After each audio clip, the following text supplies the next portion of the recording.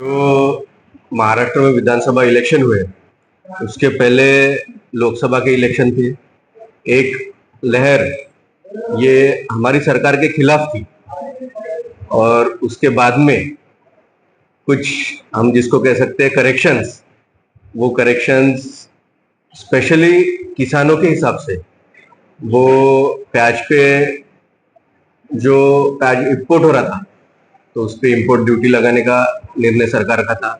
Oil seed जो import होते थे उस पर इम्पोर्ट ड्यूटी लगाने का सरकार का डिसीजन था। इसके साथ ही साथ जो कपास है इसकी ड्यूटी 11% तक सरकार ने रिस्ट्रिक्ट की।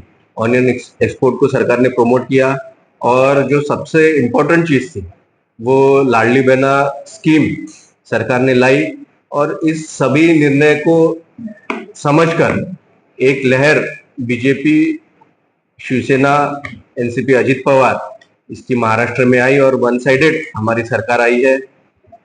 जब जब वो इलेक्शन जीतते हैं तब उनकी स्टेटमेंट चेंज हो जाते हैं और जब हम इलेक्शन जीतते हैं तब वो कहते हैं कि ईवीएम घोटाला है, इलेक्शन सेट है। पर हमारे जो जनता है ये लोग इंडियन डेमोक्रेसी में बिलीव करते हैं।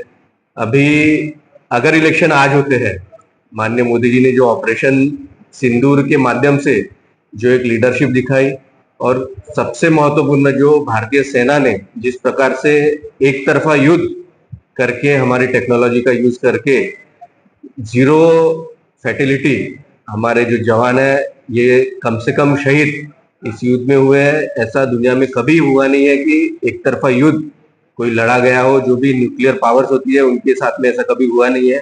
और इसी चीज को समझते हुए आज जो बीजेपी की लहर संपूर्ण देश में चल रही है उसी को समझते हुए वो ऐसा स्टेटमेंट कर रहे हैं, वो बौखलाए हुए। और यही टेंशन राहुल गांधी को खामियां भुगतना पड़ रहा है कि उनके जो कई सारे कांग्रेस दल के जो नेता है, पदाधिकारी, वो कांग्रेस छोड़ के जा रहे हैं। यही कहीं तो भी टेंशन उनके पीछे ये लोग छूटने के पीछे। डेफिनेटली जो माननीय मोदी जी है इनका जो वर्क कल्चर है, लोगों के प्रति इनका जो समर्पण है, आपको बताना चाहूंगा कि महाराष्ट्र में सरकार ने निर्णय लिया है कि 3 करोड़ लोगों को, संपूर्ण भारत में 3 करोड़ लोगों को आवास योजना का बेनिफिट मिलेगा। तो ये जो स्कीम्स माननीय मोदी जी ने लाई है उसका ही एक परिणाम है। और अभी महाराष्ट्र में जिला परिषद, पंचायत समिति और नगर निगम इसके चुनाव होने वाले हैं। तो कहीं ना कहीं इस चुनाव को रिलेट करते हुए राहुल जी ने ऐसा स्टेटमेंट दिया, ऐसा मुझे लगता होगा। पर जो बीजेपी की लहर चल रही है, जो लोगों की पसंदी है, वो डेफिनेटली बीजेपी और एनडी है।